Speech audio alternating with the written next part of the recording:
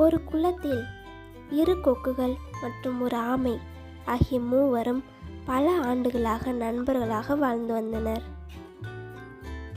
அப்படி இருக்க அந்த கொக்குகள் 2ம் தாங்கள் தூரத்தில் இருக்கிற மற்றொரு குளத்திற்கு இடம் பெயர்வதாக ஆமையிடம் கூறியது. நண்பா, பருவநிலை மாறுதல் காரணமாக நாங்கள் வேறொரு குளத்திற்கு செல்லும்படியாக கட்டாயத்தில் இருக்கிறோம். ஆதலால் நாங்கள் இவ்விடத்தை விட்டு செல்ல இருக்கிறோம். நீயும் எங்களுடன் வர விரும்புகிறாயா?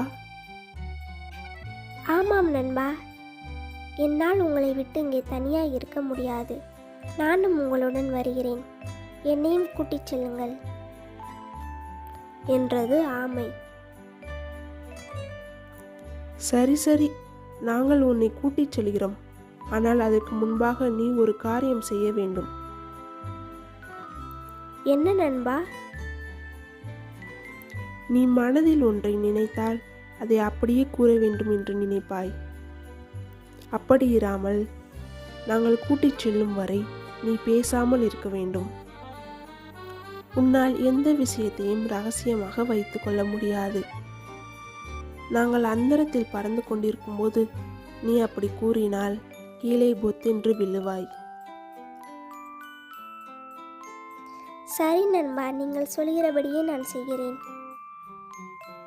2 கொக்குகளும் ஒரு குச்சியை வாயிலே கவ்விக்கொண்டன. அதன் நடுவே ஆமை தன் வாயினால் அந்த குச்சியை பிடித்து கொண்டது. இப்போது மூவரும் உயரத்தில் பறக்க ஆரம்பித்தனர். அப்பொழுது அங்கே கீழே இருந்த மற்ற விலங்குகள், ஆ, என்ன அதிசயம்! அங்கே 2 கொக்குகள் ஒரு ஆமையை கடத்தி செல்கின்றன. இல்லை இல்லை, ஆமையை தூக்கிச் செல்கின்றன. ஆமைக்கும் கொக்குக்கும் இடையில் இப்படி ஒரு நட்பா